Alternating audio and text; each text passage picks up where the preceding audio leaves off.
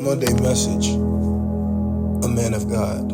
Scripture, 1 Kings 17. The most powerful and beautiful thing that any household could have is a man of God leading it. Who comes to mind when you think of a godly man?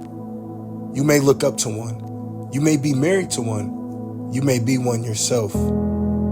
There are many mighty men of God in the Bible, but I want to focus on one in particular today. His name was Elijah, and he was a prophet. In 1 Kings 17, the Lord called Elijah to go to Zarephath. There he was to find a widow who would supply food for him.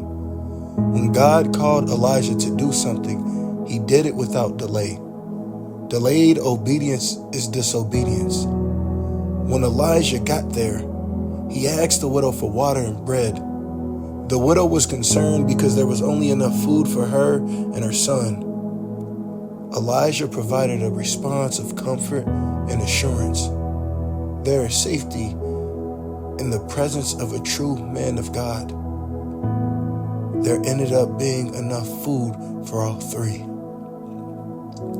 The next thing that happened was that the widow's son grew ill and stopped breathing. The mother grew weary and asked if God had remembered her sins and taken her son due to her past sins. Elijah did not sit around and worry along with her. He took the boy from her arms and carried him to the upper room and cried out to God. The Lord heard Elijah's cry and his life returned to him. It was then that caused the widow to say in verse 24, "Now I know that you are a man of God and that the word of the Lord from your mouth is the truth." When you look at the fruit in Elijah's story, does it match up with yours or the men that are around you? Are we answering the call and leading in love, purity, faith, and honor? Elijah was a man of action. He did what the Lord called him to do when the Lord called him to do it. When life dealt him a blow, his first instinct was to go and cry to God. My brothers, it's okay to cry.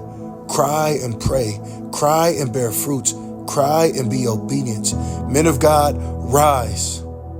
The time is near and we need men. When people look at you, will they say, "Now I know that you are a man of God and that the word of the Lord from your mouth is the truth"?